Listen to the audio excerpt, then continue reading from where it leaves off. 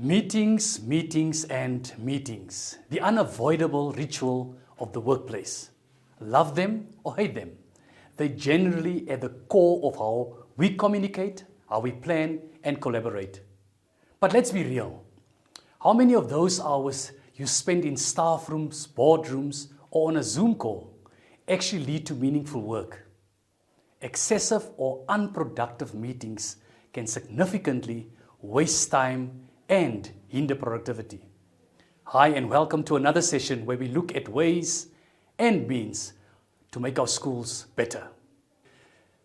Today we will look at conducting effective meetings. We are going to look at a few guidelines on how to conduct effective meetings, what to include and what to exclude, and essentially what makes them important and beneficial for the school. Now I'm going to share with you the three phases of a meeting.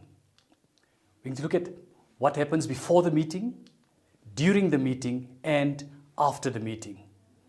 Now the information that I will share with you, it's known to you, and very often that's where our problem lies.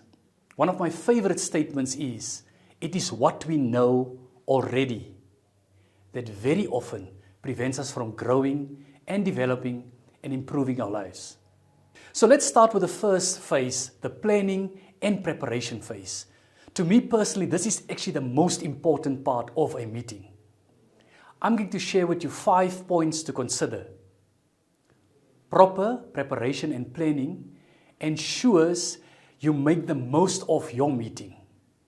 The more you prepare, the more effective your meeting. So the first point in the planning and preparation one is the meeting really necessary? Now this is a very crucial question. Ask yourself, can the information be communicated through email, WhatsApp or other channels?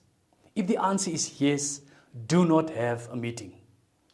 The second part, people will appreciate your consideration because we're all running against time. The second part, define the meeting's purpose and objective.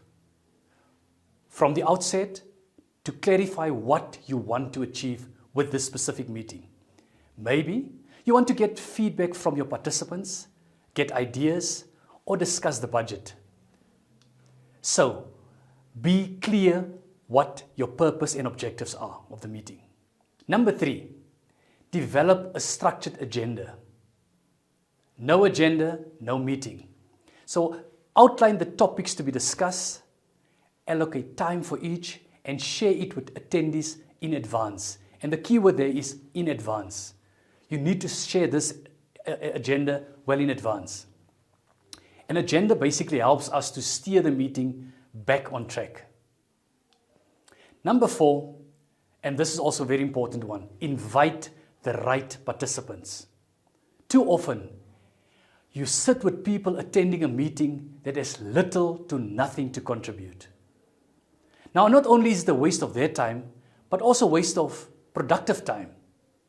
Only invite those whose input is required or who will be affected by the discussion. Number 5, prepare any necessary materials. Have your handouts ready, your presentation ready, get the meeting room ready. This is a clear sign that you are prepared, and it also sets the standard of how meetings should be conducted. Remember the 3 P's with the planning and preparation phase. The 3 P's: plan, prepare, and perform. Let's go to the second phase, which is during the meeting. What happens during the meeting? And here again, I have 5 points to consider. Number 1, start and end on time. This shows respect for everyone's time and helps keep the meeting on track. The second one is follow the agenda. And yes, it's important to stick to the planned topics. This will cut out unnecessary time wasters, unnecessary discussions, which can cause distraction and interruption or a lack of productivity. Number 3, another important one, Encourage participation. Good leaders often surround themselves with individuals who can respectfully disagree with them. Very often, people don't speak up because they are not given the space to speak up. Create a safe space for everyone to speak and show appreciation for contributions. Number 4, manage time effectively. And as you can see, time comes up again.